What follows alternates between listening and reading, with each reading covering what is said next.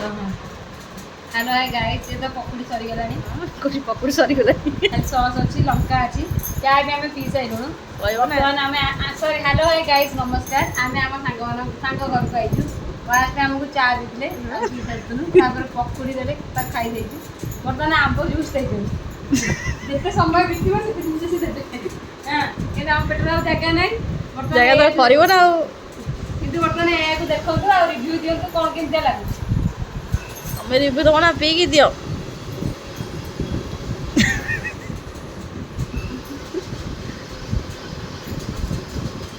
धन्ना पूरा बोबाल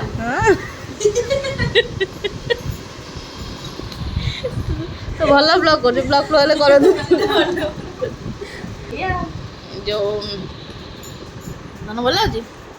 जय जगन्नाथ सांग मैंने स्वागत करछि मोर आज ब्लॉग को। तो सकाल आप देखी सारी तो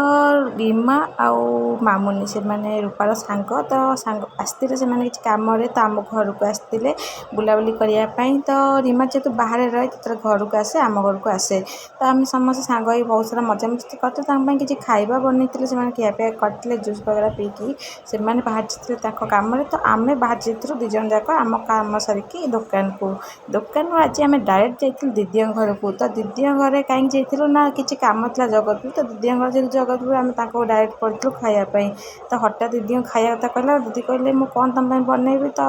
हठात दीदी कौन कर आम पकुड़ी आलू कर दे रूपा को बहुत पसंद आलू चटना तो आलू चटना तार ना भात न उठे आउ दीदी ये एक्सट्रा करते अलरेडी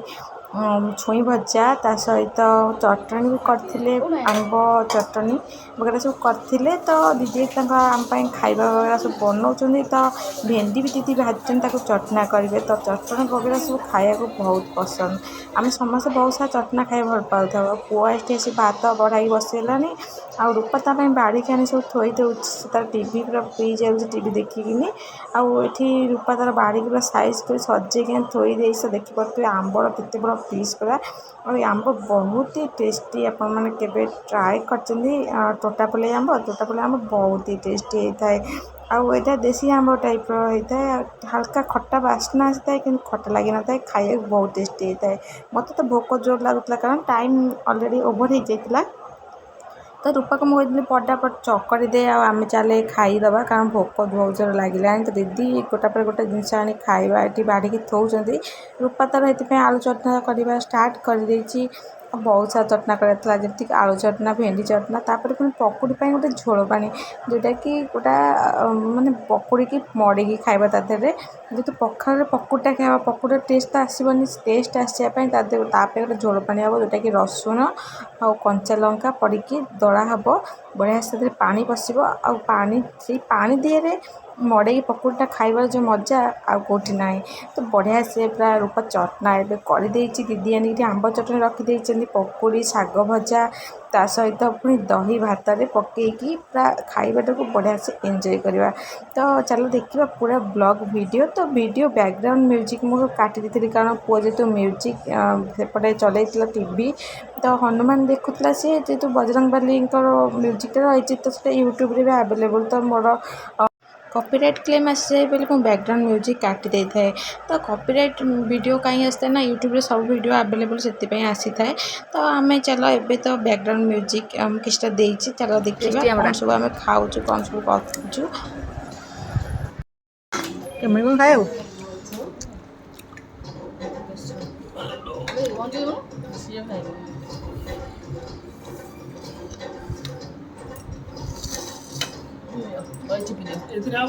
କିଛି ନେବି ତମ ଚକୁଡ଼ା ଦିଆହେଇଛି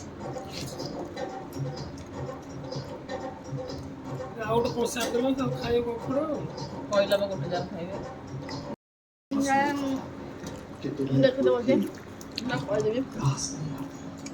ब्लॉग देखी दे एक्चुअली मो वीडियो रे ओरिजिनल साउंड दे पारे कारण प्राय टाइम रे आम टीवी वगैरह सब फोन वगैरह चालू थाए आईटा कॉपीराइट आसी जाए था यूट्यूब रे तो से ओरिजिनल साउंड दे न था बैकग्राउंड साउंड को काटिकी आम पचर जो कथा पकई से कथाटा को सब छाड़ी थाए तो आपण मैंने प्राय मो वीडियो को कमेंट करती कि original sound please original sound रे कॉपीराइट आसे से बंद कर दिए तो देखो तो रूपा आम चटना सब कर थोई देचे सहित पुणी एक्सट्रा काकुड़ी जब राग लगे काकुड़ी गोटे खाई पूरा मजा ही मजा तो मुझे तो भोक संभाली पार नी रूपा ता चटना कर लगी मुझे खाଇବା स्टार्ट करी तो फास्ट खाଇବା आरंभ करी भेंडी चटना रू तो भेंडी चटना बहुत ही टेस्टी होता और बहुत बढ़िया लगुला भेंडी टिके लगे कि बहुत भल लगी था और टेस्टी भी लगी था तो आपण कौ चटना खाए भल पाती कमेंट करूँ मत तो चटना उपर सब चटना बहुत ही भल लगे तो आपण मन वीडियो भल लगी लाइक करने जदि मो चैनल नुआ चाहे मो चैनल को सब्सक्राइब करने और खरा दिने पखाल निश्चय एंजॉय करेंगे। रोची जय जगन्नाथ।